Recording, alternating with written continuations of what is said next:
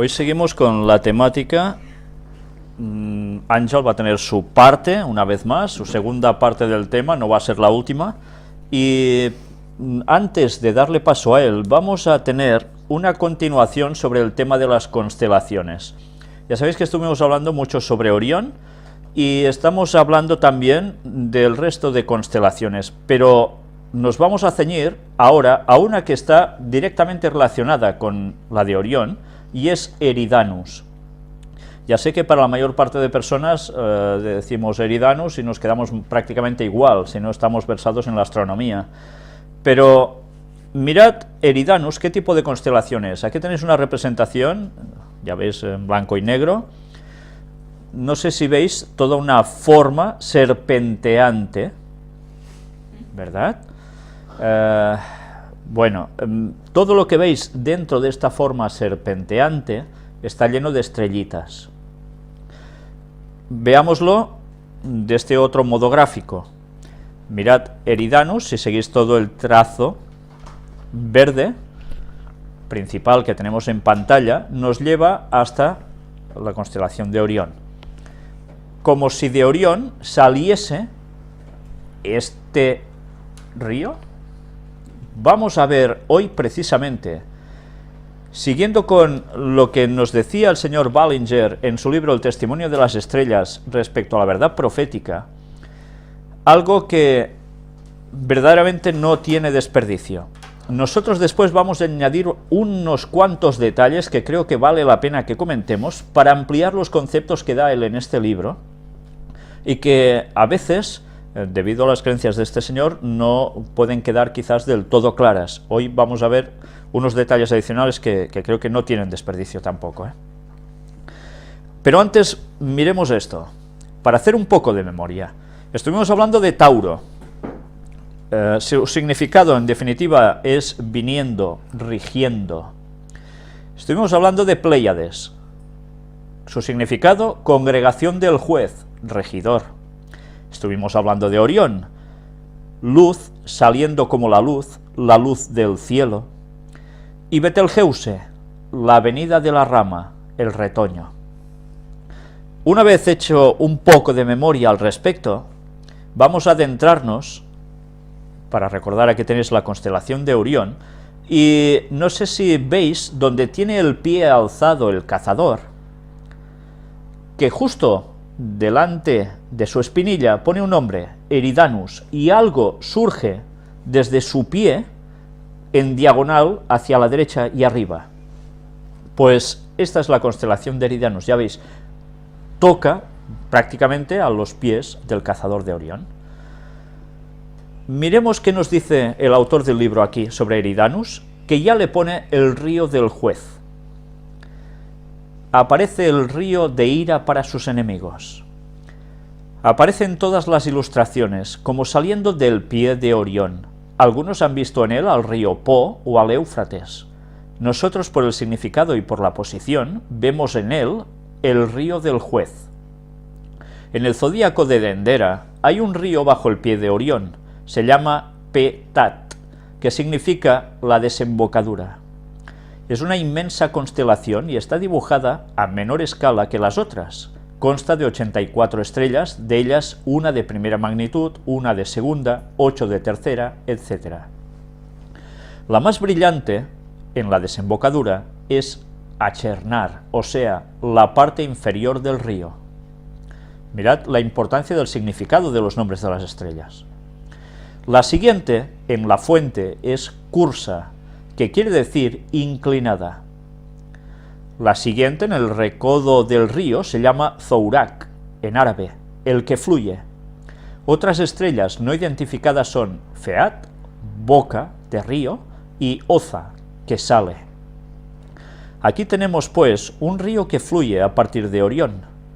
Va descendiendo hasta que se pierde de vista. Cetus, el monstruo, trata en vano de pararlo. Es el río del juez, y habla del juicio en que los malos serán echados en el lago de fuego. Luego terminaremos de matizar estos conceptos que él aquí presenta. Al principio estaría asociado con fuego, y los mitos griegos aún preservan la idea. Según sus fábulas, Faetón, la estrella Feat probablemente, que conducía el carro del sol, debido a alguna conflagración, fue lanzado al río, donde lo consumió el fuego. La tierra entera sufrió como consecuencia de la conflagración, y grandes superficies de la misma fueron quemadas. Vemos dos ideas preservadas, a saber, juicio y fuego.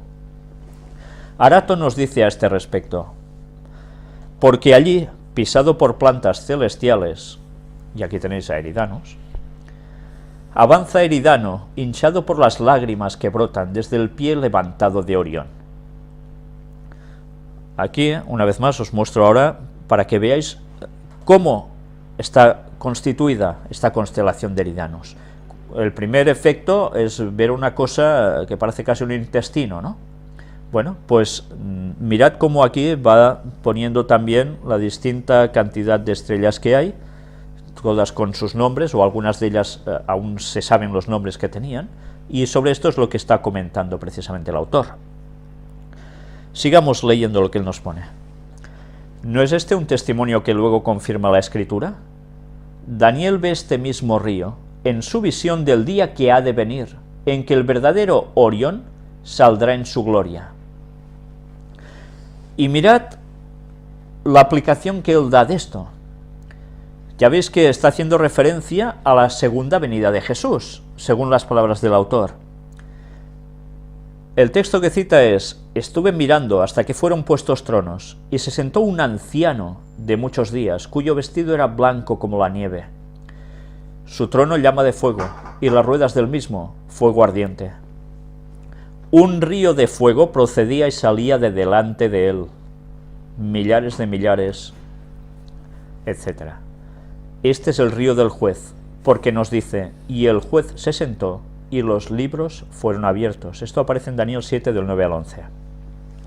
Terminando de leer esta lectura que nos escribió Ballinger, vamos a ver dónde está situado exactamente el texto de Daniel, donde él menciona aquí como este río de fuego.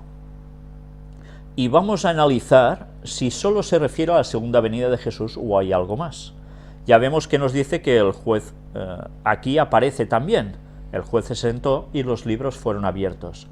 Los que habéis venido siguiendo también las presentaciones de escuela sabática que hemos dado últimamente, habréis notado que cuando el juez se sienta y los libros son abiertos, no está haciendo referencia precisamente al momento de la segunda venida de Jesús, sino a un momento previo a ese hecho. Pero esto, la mayor parte de religiones cristianas lo ignoran. Mirad esas presentaciones de escuela sabática, donde vais a ver que muy claramente la Biblia nos daba detalles de que antes del día de la segunda venida de Jesús hay el momento del juicio investigador. Y eso sucede a partir del 22 de octubre de 1844 en el cielo. Y si no sabéis a qué me estoy refiriendo, os diré que es cuando el juicio empieza por la casa de Dios, desde Adán hasta el último de los seguidores que se dicen que van a seguir a Dios, de toda la historia. Y sobre ello se hace el juicio para determinar y poder mostrar quién va a ser salvo de su pueblo y quién no. Como dicen otros textos, el juicio empieza por su pueblo, por su casa. No voy a adentrarme más ahora en ello, porque os remito una vez más a las presentaciones de escuela sabática que ya se están subiendo en el canal El Gran Engaño, y dentro de poco también van a estar subidas en el canal Víctor San Vicens de YouTube, y allí podréis ver cómo todo esto que estamos presentando aquí tiene una concepción mucho más amplia de lo que ve el autor en un principio. Sigamos leyendo lo que él nos escribe, porque también es realmente interesante. Tenemos lo mismo en Salmo 97 del 3 al 5, en que se describe la escena en que el Señor reina. Fuego irá delante de él, y abrasará a sus enemigos alrededor. Sus relámpagos alumbran el mundo, y la tierra lo ve y se estremece. Los montes se derriten como cera delante de Jehová, delante del Señor de toda la tierra. Mirad la descripción, es el momento en que aparece Jesús por segunda vez, cuando todo este hecho físico acontece en la tierra. Y habla de un fuego que irá delante de él y abrasará a sus enemigos alrededor. Él lo relaciona automáticamente ya con ese río, Eridanus. Y otra vez en el Salmo 53 leemos: vendrá nuestro Dios, no callará, fuego consumidor hay delante de él, y tempestad poderosa le rodea. Habacuc nos describe así la venida del Señor. Y el resplandor es como la luz del sol, delante de su rostro va la pestilencia, y a donde quiera que va salen carbones encendidos. Habacuc 3:5. Pues bien, son textos que nos darían para comentar y mucho, ¿eh? Ángel nos va a decir algo precisamente. No, sigue, aún Vale. lo busco. ¿Qué es esto sino Orión y Eridano?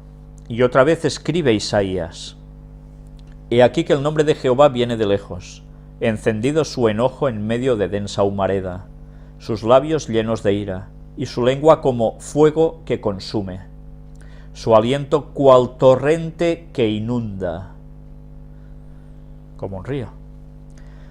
Porque hace tiempo que hay un lugar de sacrificio dispuesto para Tofet, sí, para el rey Moloc, profundo y ancho, cuya pira es de fuego y mucha leña. El soplo de Jehová como torrente de azufre lo enciende. Y esto se halla en Isaías 30, versículos 27 y 33. Ángel va a decirnos algo ahora, sí. Sí, referente al Habacuc 3:5, delante de su rostro iba mortandad, y a sus pies salían carbones encendidos. Está después de Habacuc 3:4, evidentemente, que dice: el resplandor fue como la luz, rayos brillantes salían de su mano, y allí estaba escondido su poder. Hemos demostrado en alguna escuela sabática, y lo volveremos a mostrar, si Dios quiere, en las conferencias que estoy dando sobre el ciprés y que representa. Al final se hablará de este versículo y cómo rayos brillantes salían de su mano. Según Elena White, no sería de su mano, sería de su costado. Y de su costado salió sangre y agua. Y fue precisamente cuando fue traspasado con la lanza, de la cual también hablaremos. ¿Vale? Y cuando esa sangre y ese agua cae encima del arca de la alianza, ahí el juicio está preparado. O sea, el que no acepte a Cristo y el que no quiera aceptar que su mano nos lleva al lugar santísimo, que realmente es aceptar el trabajo que está haciendo Él en el santuario celestial, luego viene este versículo. Es como si comparara el río de sangre y agua con el río de fuego. Arriba, abajo. Pero es que además tenemos otro río, que es el río Jordán, que también desciende y está colocado en una situación especial. Y hasta ahí podemos leer, porque es que si no, no te dejo. No, la verdad es que cuando empezamos a enlazar conceptos nos damos cuenta que todo tiene una dimensión tremenda. Tremenda. Río de fuego. Y vamos a ver qué nos sigue diciendo aquí el autor. De nuevo vemos en Nahum capítulo 1 versículos 5 y 6. Los montes tiemblan delante de él, y los collados se derriten. La tierra se agita a su presencia, y el mundo y todos los que en él habitan. ¿Quién se sostendrá delante de su ira? ¿Y quién quedará en pie en el ardor de su enojo? Su ira se derrama como fuego. Yo no sé si os estáis dando cuenta que cuando nos cita el Antiguo Testamento el momento de la segunda venida de Jesús, no nos está describiendo un panorama precisamente súper agradable para lo que va a acontecer en el mundo, sino es de todo destrozado.